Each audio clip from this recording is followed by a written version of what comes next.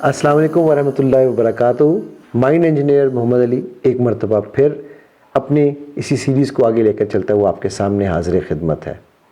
और इंशाअल्लाह जितना आप इन वीडियोस को शेयर करते हैं, लाइक करते हैं और इन पे कमेंट करते हैं और मुझसे इंटरेक्ट करते हैं, मुझे बहुत खुशी होती है।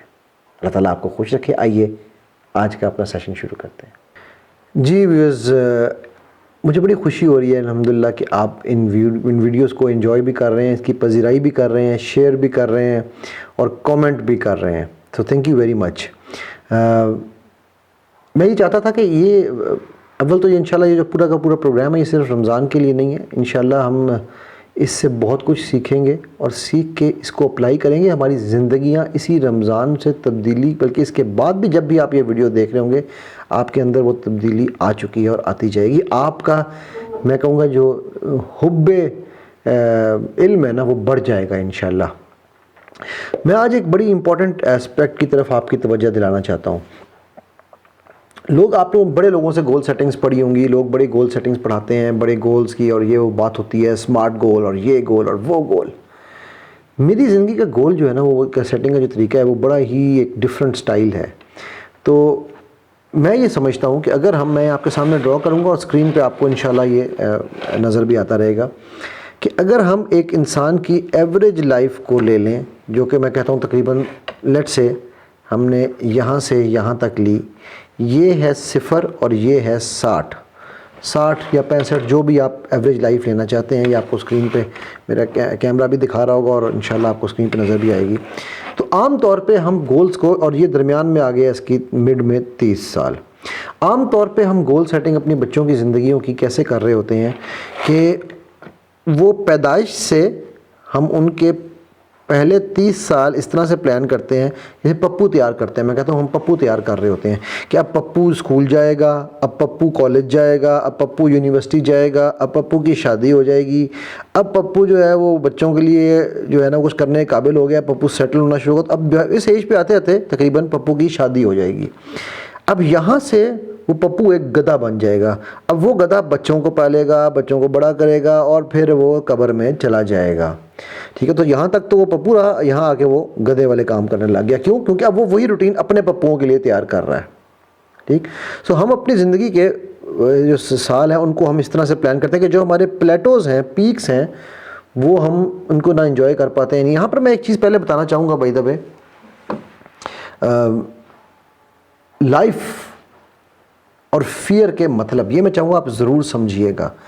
सो लाइफ का मतलब क्या है? Live, live, IN, F full, E enjoyment, live in full enjoyment. अब लोग मुझे कहने लगे, मैं ये एक दफ़ा एक जगह पर, मैं नाम नहीं लूँगा, एक जमात के साथ ने मुझे बुलाया लेक्चर के लिए, कुछ लोगों के इकट्ठे थे, तो उन्होंने मुझे कहा, तो मैं ये बताया, तो वहाँ पर एक साहिब इल्म बैठे थे, वो कहने लगे मुसलमान की ज़िंदगी में एंजॉयमेंट क्या, अस्तगफिरुल्लाह, क्या बात कर दी आपने। तो मैंने उनको जवाब दिया, मैंने कहा जी आपको कुरान पढ़ने का मज़ा आता है? हाँ हाँ अल्हम्दुलिल्लाह बड़ा मज़ा। मैं कहा आपको नमाज़ पढ़ने में? जी जी बहुत मज़ा आता है। मैंने कहा यही एंजॉयमेंट का नाम है, यही मतलब है एंजॉयमेंट का। आप जो भी काम करें उसको एंजॉय करें, because a happy performer is the best performer. जो काम आप खुश होकर करेंगे आप कभी उससे थकेंगे नहीं, आवाज़ार नहीं होंगे, बेजार नहीं होंगे, कि आप उसके अंदर और ज़्यादा दिलजमी से करेंगे। So live in full enjoyment. और फियर का मतलब है first, FE and all A relations, first and all relations, and the first relation, जो सबसे पहला रिश्ता आप नाता आप तोड़ेंगे वो अपने आप से है। ठीक है, सो फियर लाइफ है, इंजॉयमेंट, और फियर है अपने आप से नाता तोड़ने का नाम। फिर मैं वो इकबाल की बात करूंगा, अपने मन में डूब के पा जा सुराग ज़िंदगी। ऐसे नहीं इकबाल ने कहा, तू मेरा नहीं बनता न बन, अपना तो बन। ठीक है, सो अब आपने इस ज़िंदगी को इस तरह से प्लान किया ना। सोचिए कि इस 0 से पहले भी तो ज़िंदगी थी, इसको मैं कहता हूँ प्री बर्थ। ठीक है, ये ज़िंदगी 0 से पहले भी थी और ये ज़िंदगी 60 के बाद भी होगी, पोस्ट डेथ। ज़िंदगी ख़त्म तो नहीं हुई। एनर्जी नेवर, देखिए हम सब क्या हैं, we are energy beings. Energy के बारे में क्या कहता है? एनर्जी कभी ना बनाई जा सकती है ना ख़त्म की जा सकती है। एनर्जी सिर्फ اپنی شکل تبدیل کرتی ہے, چینجز اٹس فارم. سو یہ زندگی تو پہلے بھی تھی, انرجی تو پہلے بھی تھی, روح تو پہلے سے بن گئی تھی, عالم ارواح میں بیٹھی ہوئی ہے.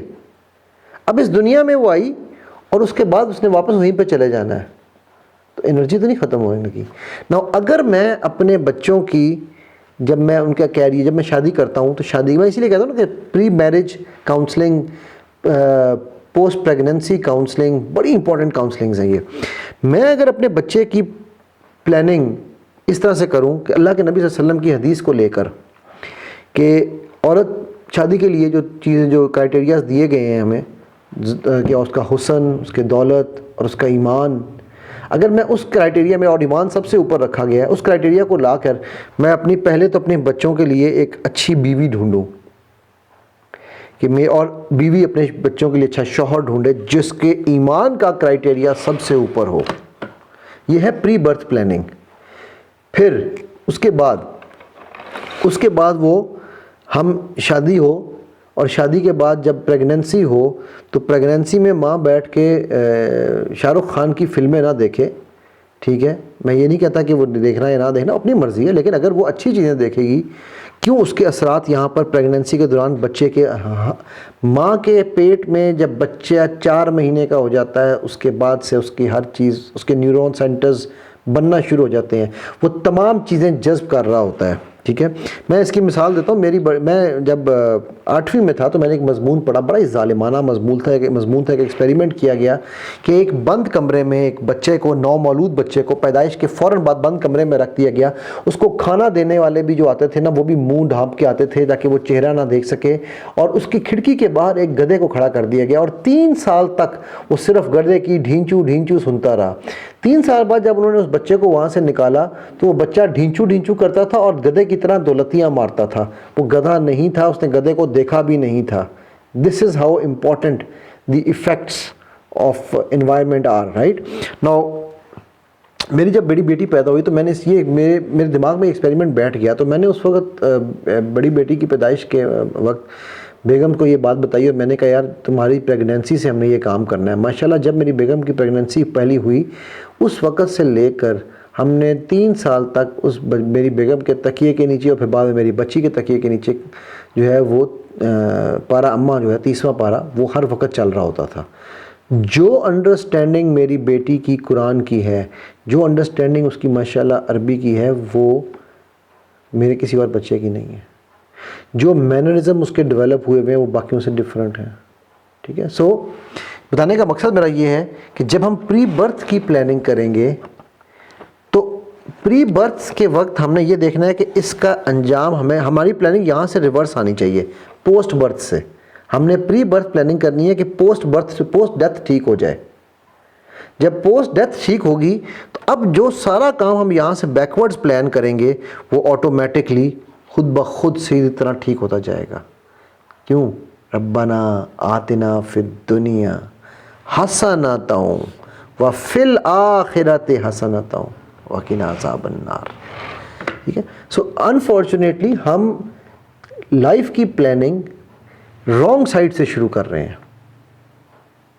اچھا آپ ایک چیز دیکھیے گا کہ یہ میں ایک بڑی زبردست بات بتانے جا رہا ہوں. انگلش لیفٹ ٹو رائٹ لکھی جاتی ہے, تو ہم لائف کی پلاننگ لیفٹ ٹو رائٹ کر رہے ہیں. عربی رائٹ ٹو لیفٹ لکھی جاتی ہے, عربی, ٹھیک ہے. سو وہاں سے ہم نے یہاں سے واپس ریورس پلاننگ کرنی ہے. یہ پوائنٹ ذرا تھوڑا سا سمجھنے والا ہے. جب ہم اپنے بچوں کی پلاننگ ہی ہم ایسے کریں گے تو سوال ہی پیدا نہیں ہوتا کہ ہمیں یہ کہنا پڑے میرا بچہ ایسا کیوں ہے. اچھا فرشتے سے بہتر ہے انسان بننا, مگر اس میں پڑتی ہے کچھ محنت زیادہ. یہ جب آپ پلاننگ کریں گے نا تو پھر اس پلاننگ کے ساتھ ساتھ آپ کو اپنے آپ کو بھی اسی لیول پہ لانا پڑے گا. یہ ہو نہیں سکتا کہ آپ کہیں, میرے والد صاحب اللہ تعالیٰ درجات بلند کرے, بہت پیار کرنے والے والد تھے, ویسے تھے بڑے سخت لیکن بڑے پیار ہم سے کرتے تھے. تو ان کو نا ان کے 4 بائی پاس آپریشن ہوئے, ان کو ہارٹ کی کافی پرابلم تھی. 78-79 میں پہلا ہارٹ اٹیک ہو گیا ان کو, ٹھیک ہے. تو بڑی ینگ ایج میں ان کو ہارٹ اٹیک ہو گیا تھا. سو انہوں نے ڈاکٹر نے ان کو کہا کہ آپ نہ کل سے واک کریں، بیکاز اگر آپ نے واک نہ کی نا تو یہ آپ کے لیے، اور واک کا ٹائم بیسٹ ہے فجر کے بعد کا. تو اگلے دن صبح ابو نے آئے اور آ کے، میں اور بھائی سویا ہوا تھا نماز کے لیے، تو خیر الحمدللہ اٹھے تھے، لیکن نماز پڑھ کے ہم پھر لیٹ جاتے تھے، تو ابو نے آ کے ہمیں اٹھا دیا، چلو واک کر کے آؤ، چلو واک کرنے چلیں. ٹھیک ہے جی. میں اور بھائی نکلے، ہم واک کر کے، ہم کو آدھا گھنٹہ واک کر آ کے واپس گھر آئے تو دیکھا ابو لیٹے ہوئے ہیں. ابو وہ واک کر رہے ہو؟ ہاں جی کر رہے ہیں. تو ابو لیکن وہ آپ واک کے لیے تو ڈاکٹر نے آپ کو کہا تھا، آپ نے ہمیں واک کے لیے بھیج دیا. ٹھیک ہے. سو بات یہ ہے کہ جب تک آپ خود عمل نہیں کریں گے نا، آپ عمل کروا نہیں سکیں گے. سو یہ لائف پلاننگ میں سمجھتا ہوں یہ بڑا ہی ایک امپورٹنٹ اسپیکٹ ہے ہماری زندگیوں کا، جس کو میں یہاں پر ہائی لائٹ کرنا چاہ رہا تھا. اور میں چاہتا ہوں کہ ہم اپنی زندگیوں کو اور اپنے اولادوں کی زندگیوں کو اور اپنے آنے والے کل کو اس طریقے سے پلان کریں کہ وہ ہمیں پوسٹ ڈیتھ کے بینیفٹس دے. پری کی پلاننگ پوسٹ کے مطابق ہو، مڈل آرڈر ٹھیک ہو جائے گا، کوئی ٹینشن نہیں ہے. آپ کا اگر اوپنر میچ کی پلاننگ ٹھیک ہے، ٹھیک ہے، اور آپ کے اینڈ رزلٹ جیتنے کے آپ کا ٹارگٹ ہے، تو مڈل آرڈر بھی کھیلے گا اور اوپنر بھی کھیلے گا، سب کھیلیں گے. لیکن اگر آپ نے پریکٹس ہی نہیں کی ہوئی، پلاننگ ہی نہیں کی ہوئی، تو کیسے کھیلیں گے آپ میچ؟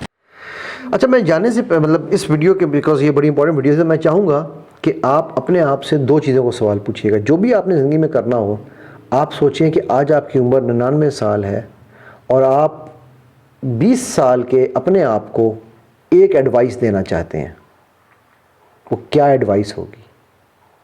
ٹھیک ہے. عام طور پہ ہمیں یہ کہا جاتا ہے کہ ہماری ایوریج ایج اگر 60 ایئرز ہے یا 70 ایئرز بھی ہے، تو 70 سال کی زندگی میں سے لیٹ سے آپ کی عمر اس وقت 30 سال ہے، ٹھیک ہے، تو میں چاہوں گا کہ آپ اپنے دنوں کو کاؤنٹ کریں.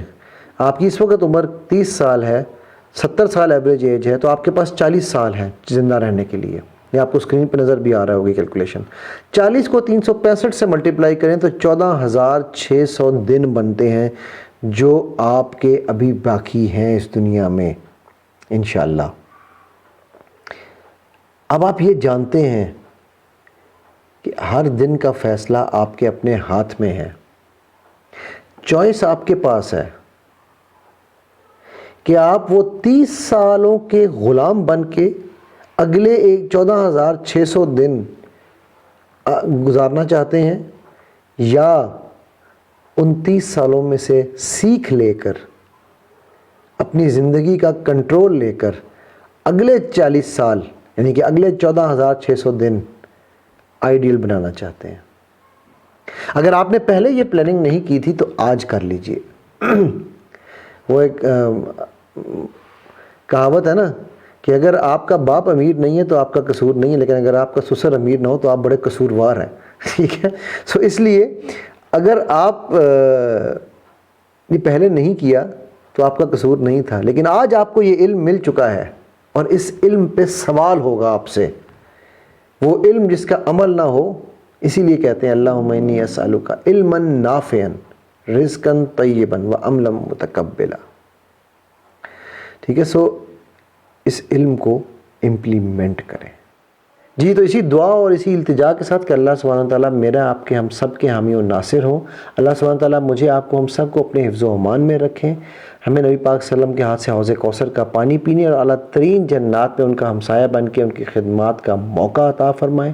ہم سب ایک دوسرے کے ساتھ اعلیٰ ترین جنت الفردوس اعلیٰ میں یہ گواہ ایک دوسرے کے گواہ بنے کہ ہم نے اللہ کی رضا کے لیے علم کی محفلیں سجائیں، یہ علم حاصل کیا اور اس پہ عمل بھی کیا، اور اللہ اس علم کو ہمارے لیے ہماری بخشش کا ذریعہ بنائے. اجازت لیتا ہوں. السلام علیکم ورحمۃ اللہ وبرکاتہ.